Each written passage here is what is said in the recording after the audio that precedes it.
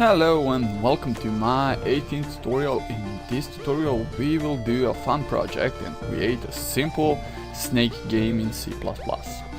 This game will not involve classes, so it will not be object oriented.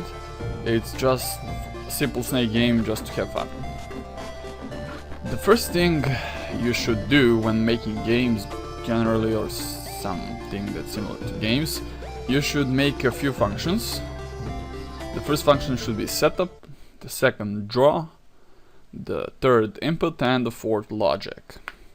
So every function will do something. So let's start. You're going to just create these functions, the blank functions.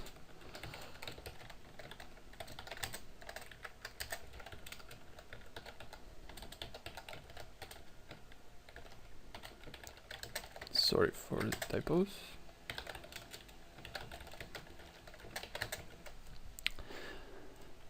We are going to have one variable that will be global and it will be boolean. It's going to be game over. In the setup function we're going to say that game over will be false. And in the main function we're going to call a setup function. First, open a while loop, and while it's not game over, we are going to run draw, then input and logic. So the snake game is a simple game. You already know how to play it. You have a snake head, snake tail, and you control the head. It goes up, down, left, right, and the tail follows. You eat a fruit, your tail increases. If you hit the tail with your head, or you hit the wall of the map, you will die. So we need a few things in our game. We made a basic skeleton for games. That will mostly be good. Also, sorry for not mentioning immediately, you can add here a sleep function, for example 10 milliseconds, and on Linux you're gonna type it like this. The sleep function slows our game a little bit, but we will not implement it at the moment. So a few things in Snake game that you need to know. We need to use the variables for the map dimensions. So we're gonna create a constant int values. It's gonna be width, and we're gonna initialize it to 20 blocks, and it's gonna be height, and it's gonna be 20 blocks. So the map will have those dimensions.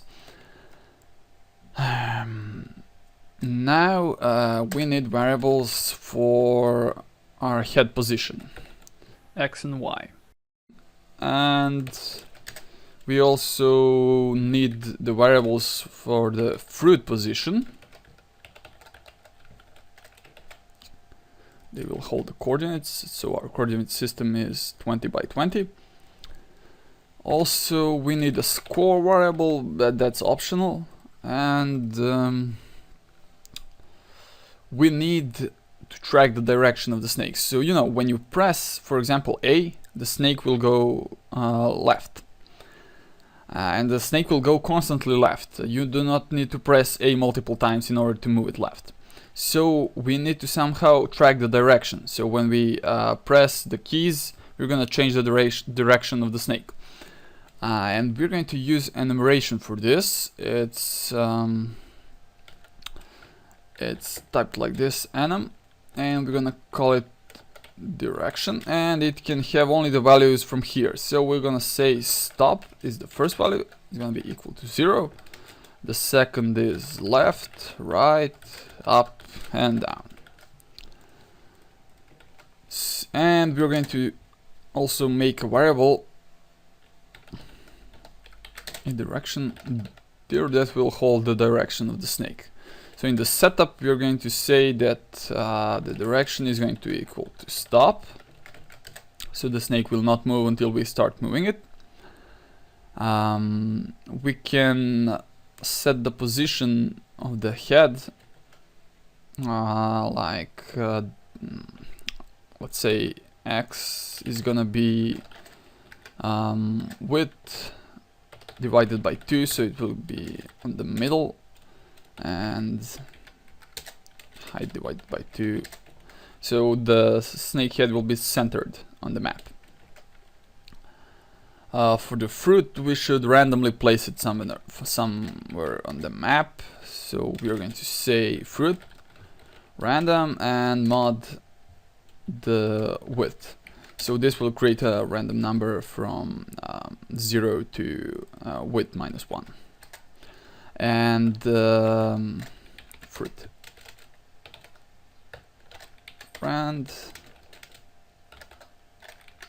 height.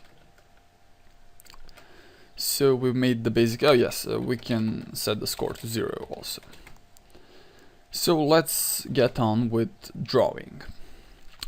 In the draw method, we should draw a map. The first thing we should do is to clear the screen. So we're going to use, as we are making a game in the console window. It's going to flicker a little bit, but it will do the job for now. So we're going to use the system and call the Windows command CLS. That will clear the screen. If you're on Linux, you should type system clear, and that will clear your console window terminal. Now we're gonna display the top border of our map with this. So width plus, and we're gonna print. This will be a character for the map wall, the top wall. We're printing top wall with this. Also, we're gonna do that for the bottom wall. It's the same code, and yes, we should move to the next line. And now we are going to, here is a good thing to move to the next line also, and here we are going to print the map. So let's do it like this. For int I is going to equal to 0 until it's, the I is going to be height and the J is going to be width. So we need 2 for loops. It's just like printing a matrix. And this will, and this will print the map. So how are we going to print the map? In the inner J for loop, we are going to check if it's a first field. So if you have a map something like this, for example, map should look like this. So if J is equal to 0, that's the first character, we are going to print this character. So we're going to print the wall character, and if it's not 0, we are going to print a blank space. And if J is equal to width -1, because we go to width -1, we're going to print the wall on the next side, and this will print our walls. So when we run a program, oh, we have some build errors. Oh yeah, I should have deleted this. When we run our program now, we get something that's not good. Probably I made a mistake somewhere. So yes, we should just do it like this without the else. Nope.